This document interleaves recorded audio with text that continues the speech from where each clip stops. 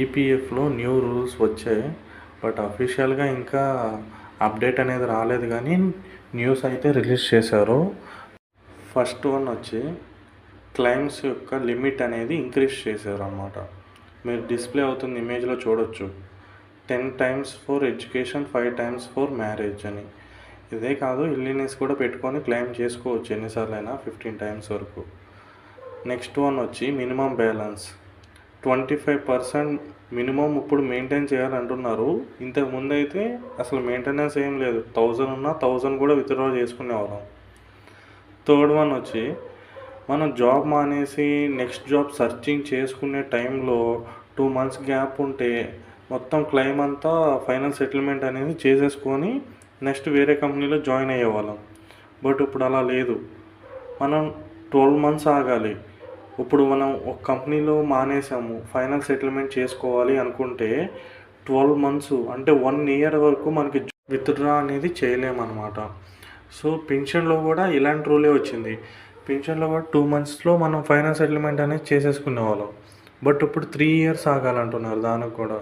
ఇంకా pension withdraw చేయాలంటే ఇంకా మనం కంపల్సరీగా రిటైర్డ్ అయ్యి ఇంట్లో కూర్చున్నప్పుడే మనం విత్డ్రా చేయగలం. ఫైనల్ సెటిల్మెంట్ అయితే ఇంకా 1 year జాబ్ లేకుండా ఉంటేనే చేయగలం. ఈ రూల్ అనేది ఇంకా అప్డేట్ అవ్వక మునిపే ఎవరైనా ఫైనల్ సెటిల్మెంట్ చేసుకోవాలి.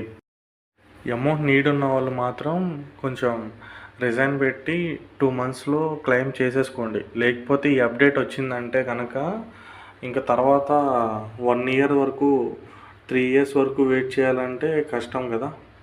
సో దాన్ని చూసుకోండి. ఇన్ కేస్ మీకు దీనివల్ల ఇంకేమైనా డౌట్స్ ఉన్నా క్లెయిమ్స్ చేసే విషయంలో కాంటాక్ట్ కండి, చెప్తాను.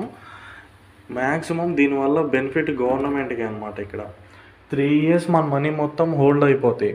ఇన్ కేస్ మనం 3 years వెయిట్ చేయలేక వేరే కంపెనీస్లో జాబ్ ఆఫర్ వచ్చిందని వెళ్ళిపోయి మళ్ళీ అక్కడ ఒక 2 years, 3 years వర్క్ చేసి మళ్ళీ అక్కడ కూడా క్లెయిమ్ చేసుకుందామని చెప్పి 1 year, 3 years వెయిట్ చేద్దాం అనుకొని బట్ వెయిట్ చేయలేక మళ్ళీ ఇంకా వేరే ఆఫర్ వచ్చిందని వెళ్ళిపోయి ఇలా వెళ్తూ ఉండడం వల్ల సర్వీస్ అనేది ఇంక్రీజ్ అయిపోద్ది. ఎప్పుడైతే సర్వీస్ అనేది ఇంక్రీజ్ అయిపోతుందో 10 years ఎబోవ్ అయిపోతే పెన్షన్ అనేది మొత్తం హోల్డ్ అయిపోతుంది. తర్వాత మంత్లీ పెన్షన్కి ఎలిజిబుల్ అవుతాము. అది కూడా హయ్యర్ పెన్షన్కి అప్లై చేసుకున్న వాళ్ళకి ఇంకా 7,000 వరకు వాళ్ళ ఎక్కువ వచ్చే అవకాశం ఉంటుంది. ఎవరైతే అప్లై చేసుకోలేదో వాళ్ళకి మాత్రం ఇంకా మ్యాక్సిమం 3K వచ్చే అవకాశం ఉంటుంది.